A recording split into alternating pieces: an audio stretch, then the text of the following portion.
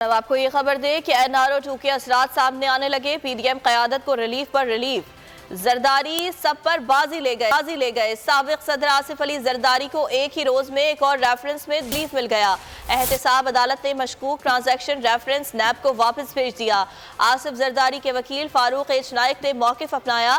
Reference سے آصف زرداری کا کوئی تعلق نہیں۔ نئے نیب قوانین کے تحت ریفرنس عدالت کے دائرہ اختیار میں نہیں آتا۔ ایڈمنسٹریٹو جج محمد بشیر نے دلائل سننے کے بعد فیصلہ سنا دیا۔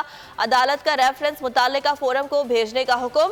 نیب نے ریفرنس گزشتہ سال احتساب عدالت میں دائر کیا تھا۔ اگر آپ کو یہ ویڈیو پسند آئی تو لائک پر کلک کریں۔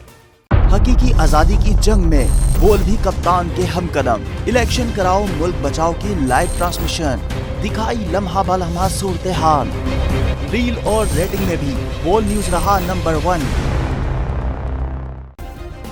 سبسکرائب کریں اور بیل دبائیں تاکہ کوئی خبر رہ نہ جائے۔